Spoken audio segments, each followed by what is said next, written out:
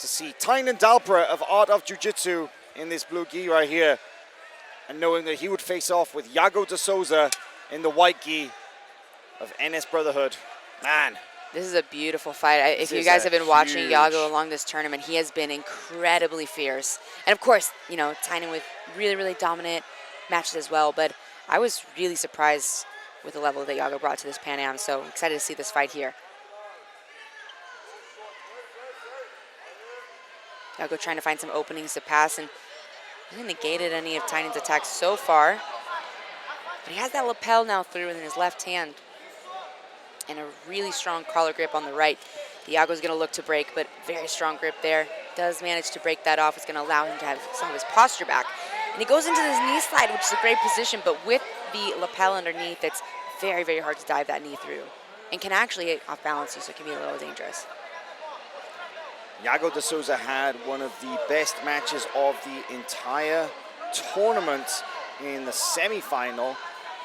A hard-fought win over Jonathan Gracie of Atos to get into this final here against Tainan Dalpra. And I have to say that the Yago impressed me so much in that match with his technique, with his athleticism, and with his heart. Now, don't forget, of course, that Yago de Souza is a Pan champion. He took gold in 2016 as a black belt, and that was, I believe, his first year as a black belt. Since then, has gone through a number of life changes, moved from country to country, started a family, so only now really competing again at the highest levels here in the IBJJF, making it through to the finals against the rookie black belt, Tainan Dalpra. A rookie black belt who has been taking people out left and right throughout this tournament. Just incredibly dominant matches. Interesting. Look at this leg work here from Dalpra. Kind of like an X-guard, but at the same time, a little unorthodox in the entry. Yeah, it is, and it was interesting to see Yago almost try to like spin and kick out or do a little bit of a back step, but it was a no-go with that really tight grip of the ankle that Tainan has with his left hand. And we're seeing a little bit of like, maybe wishes had a tiny bit of extra length in those legs. Ooh, but a beautiful nice rotation. There. Yeah, we may see him be able to come up on like a traditional single leg X finish if he gets into that position again, or a traditional X guard finish and come up with more of like a single leg. But now opting to use the lapel and get that involved as well, and bring the lapel over his outside foot.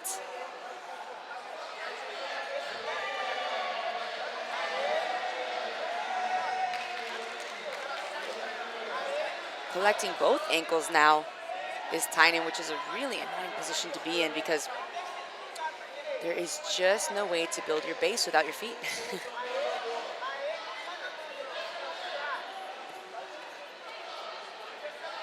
I'm not sure if Yago here looks to be trying to attack a footlock, but more just putting a ton of a lot of pressure. Yeah, but also being very careful to defend this leg entanglement.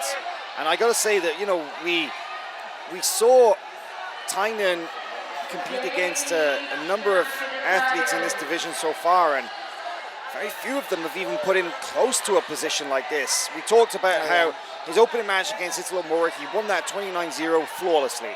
His second round match we saw earlier today against Robinho of Atos, there were moments, there was a brief moment when Robinho put some pressure on, but Tainan dealt with it incredibly calmly and managed to turn it around. This, however, this is not the kind of game that we're accustomed to seeing from Tainan Dalpra.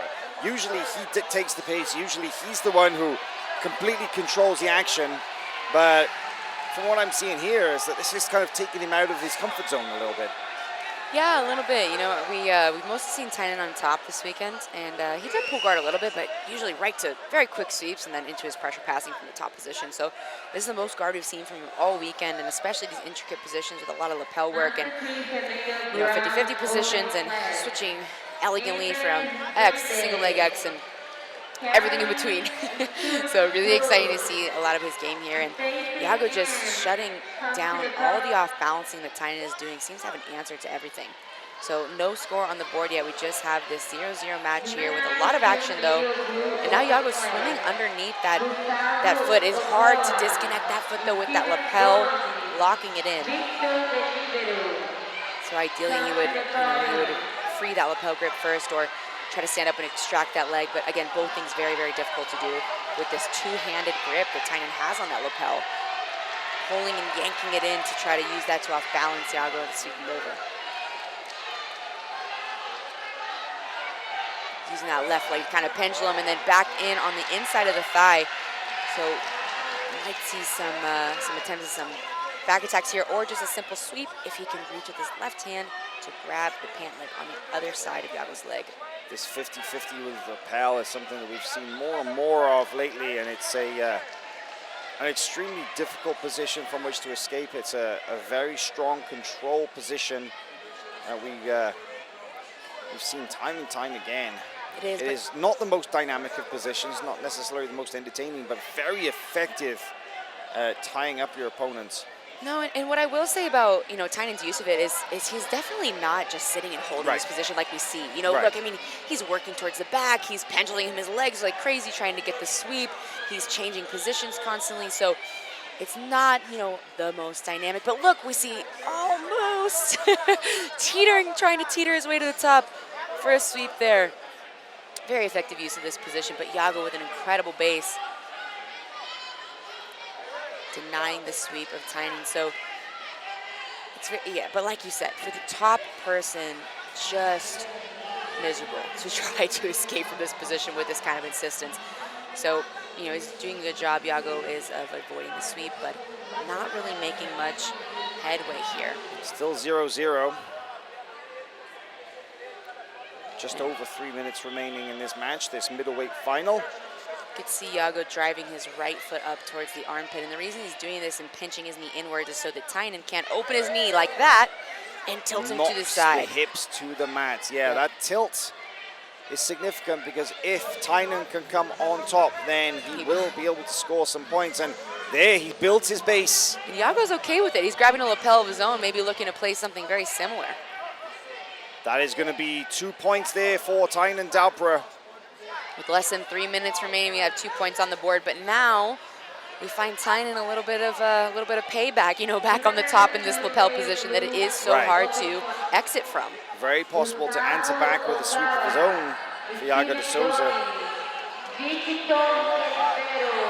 He's building his base now. You see him coming up on one hand. Yeah, what we'll see is, Tainan really extending that right leg and pinching his right knee down towards the floor so that it won't open up until his hips down.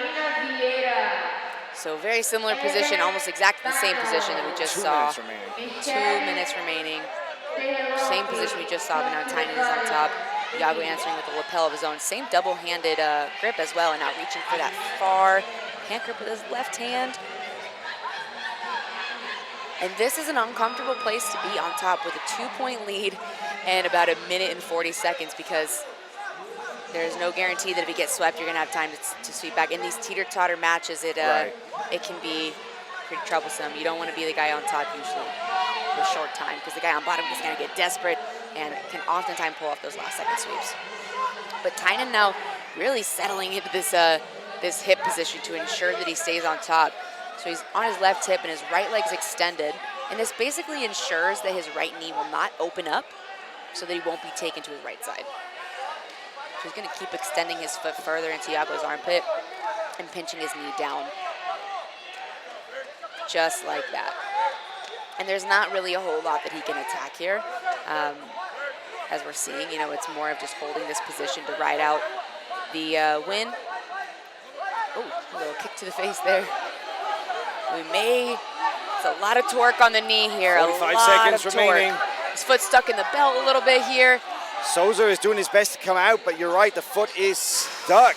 And now, coming onto the back, Yago de Souza looking to break down the base of Tainan Dalpra. They're very close to the edge of bounds. He needs to drag him back into the area, or he could risk losing this position entirely. He needs to drag him back in, and he still needs to score that too. He needs to get the knees to the mat, or he needs to jump on the back for the hooks. but he needs to do so without going out of bounds, and we are in very short 10 time. seconds remaining. One He hook has both- inside. Does he have both hooks inside? One hook. One hook inside. One hook inside. The time is going to run out, and Yago de Souza is not going to be able to score. He may get an advantage. Wow. Time is called. Just scores the advantage. No score. Wow. No points for What an Yago de ending. Souza. Tainan Dalpra takes this 2-0 in a dramatic finish. But man, a very calculated performance from the AOJ black belts. Yago de Souza so close. It's scoring back right at the end there. But man, that was a very, very, very tight match indeed. What an ending to that match. I mean, we saw, you know, a lot of I don't want to say stalling is, you know, stalling, but a stalled action where there wasn't a whole lot of dynamic movement. And then right at the very end, the biggest moment of the match, almost a sweep, almost a back take, and he really went in on that knee too at the end, grabbing the ankle to try to flatten Tainan out. Really, really incredible, and good base by Tainan, not going down. That was a lot of forward pressure.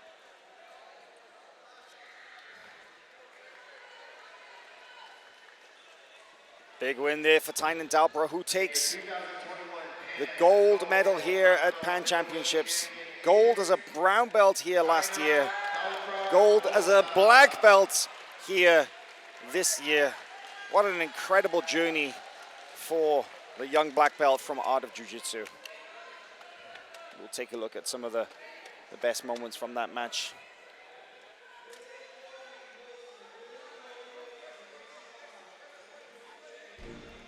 So we can see here this the use of that guard from Tainan Dalpra in trying to unbalance Yago de Souza. It was only when he was able to get the 50-50 with the lapel was he able to completely control the base and get him down to the mat. But this ending, really, it looked so close. It looked like Yago was almost about to score, but Tainan was able to fend off the last second attack, and this man right here becomes the champion